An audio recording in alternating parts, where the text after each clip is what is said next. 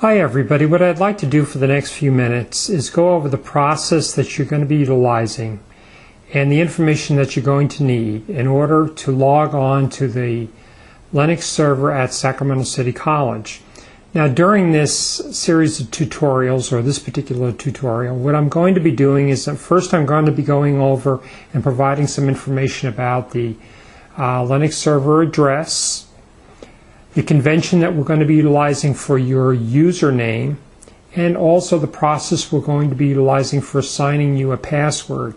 From there, we're going to go ahead and move into how you're going to be utilizing a program called Putty, which is a piece of software that you're going to download from the orientation web page. And you don't really install this on your computer. What you basically do is it just sits on your desktop. It can be put on your thumb drive, your USB thumb drive. And I'm going to go through a process of how you configure that using the information to log onto the server. And then I'm going to show you how you log in, how we do some very basic simple commands, and then actually how to log back off again. So I'm first going to go ahead now and move into just covering some basic information about that you're going to need to know in order to log into the server.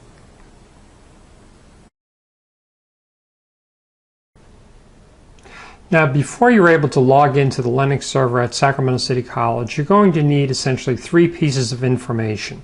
First of all, you're going to need to know what the Linux server address is. And in this particular case, it's cis.losrios.edu. I've also provided that information in the course outline for the course. The second piece of information you're going to need is a username. The first part of the username, and everybody's is exactly the same, the first part is CISC32X and then an underscore.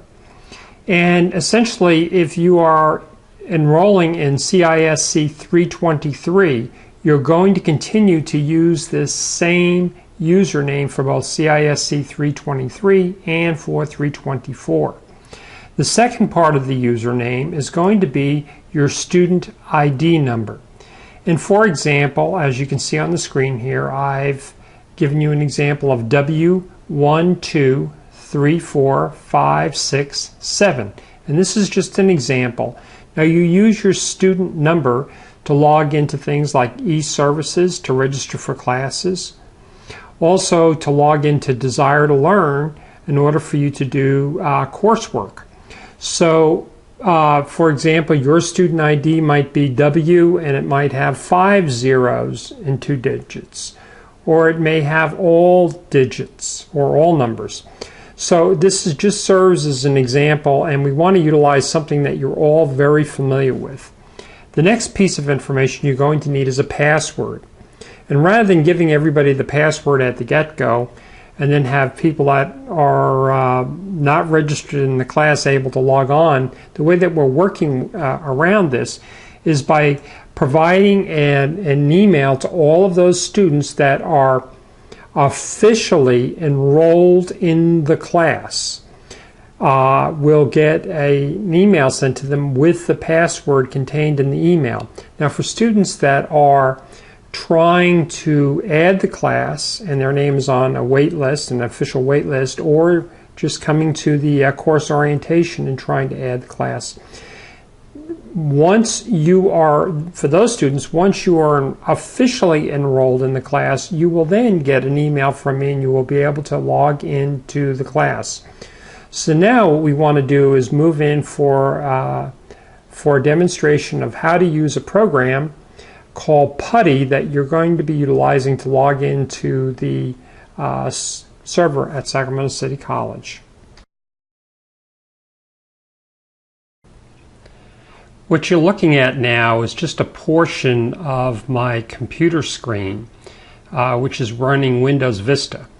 And what I want to draw your attention to is on the desktop you'll see this little icon here for Putty, and Putty is that program that I mentioned that you're should be downloading and putting on either your computer or on a USB stick, if you will.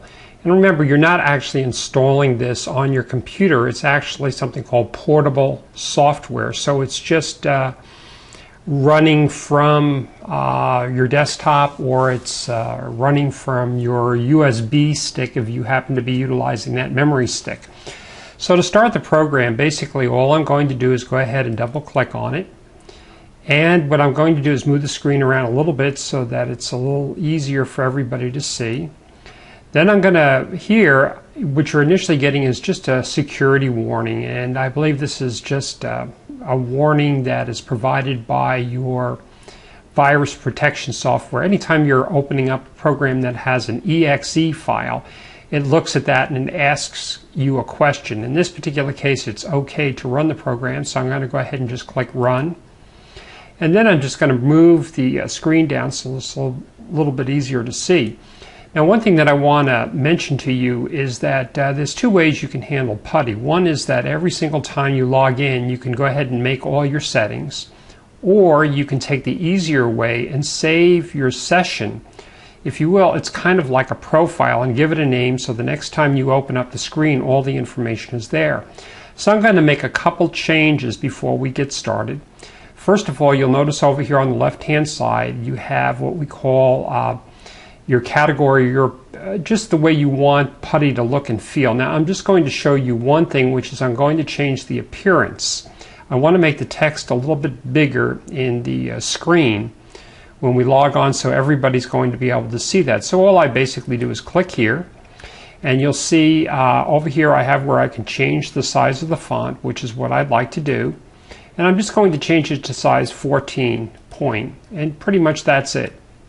The other thing I wanted to mention to you is you would think there would be a box here where you could save what you're doing.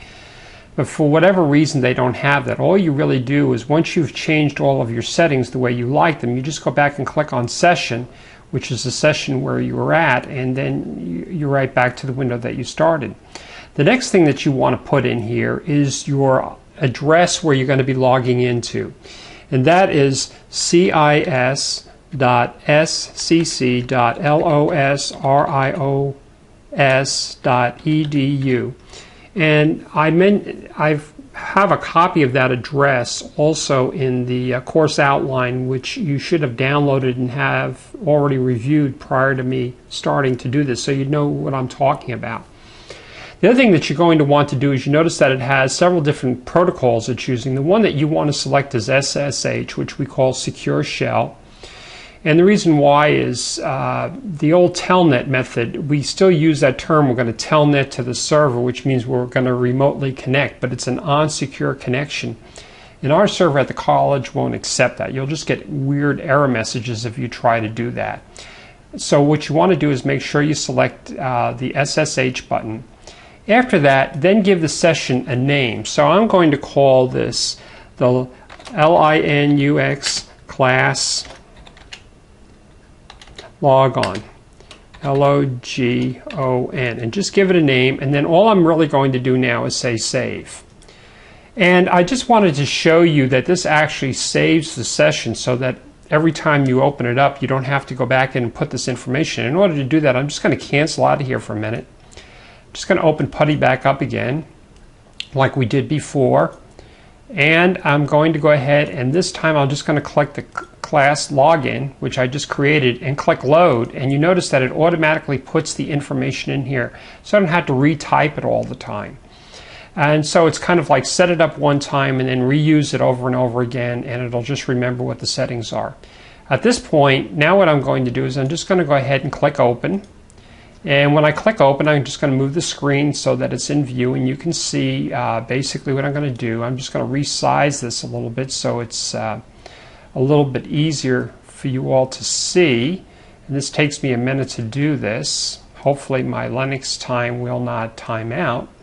And I'm just going to log in using the login information that I provided in the beginning of this tutorial, which is CISC32X_ and then of course your student ID 234217, and then you press enter, and then I'm going to type my password, and my password you won't show up on the screen, and I'll explain how that works in a minute.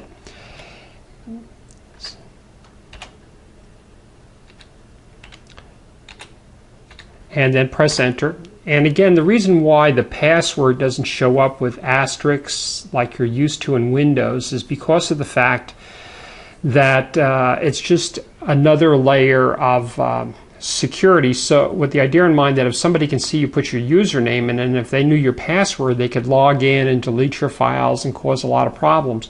This way, basically all you really have to do is the password is not showing up on the screen at all. So just so you know you're not doing something wrong. So now you see the Linux prompt here, which is just if you will, your login. This is actually where your home location is, where your files are stored for your account. What I'm going to do is I'm just going to put in some basic commands so that that are in the beginning of the class, so you know what they look like. I'm just going to type in date, D-A-T-E, which is one of the commands, and it just shows the date, which is Saturday, July 11th, what time it is, and it's Pacific Daylight Time, 2010. Another command that I'm going to put in there is calendar, C-A-L, and when I put that in, you'll see the calendar for the month of July. So that's another command. Another command that you're going to find that that's going to be helpful, especially if you have a lot of things on the screen, is you're going to want to clear things up, and the command for that is clear, C-L-E-A-R. Press enter, and it gets rid of everything on the screen, so it's a little bit easier for you to clean things up, if you will. Another command that you'll see that you'll be using is you want to know who's logged in, so you just type WHO, and it'll show who's logged in at this time. It looks to me like there's myself, and that's pretty much it. Another command that I want to show you that I think is important is history, and if I type the word history, H-I-S-T-O-R-Y, at the prompt, it shows all of the commands that I have just typed in. Another thing that I wanted you to notice, that if I use my up arrow keys on my keyboard, I can pull up those previous commands. What I like to use this for is that I might be writing, especially later on in the course, a complex command, and I may actually kind of get, after experimenting, the command correct. So I can just go ahead and type it again, and so, or use the up arrow to find the command. So in this case, I pulled up clear. I'll just hit enter, and it clears the screen. Now, the last thing that I want to show you is that how do I get out of this system? Basically, what I do is I just type exit, E-X-I-T, and I am out of the system and back to my desktop.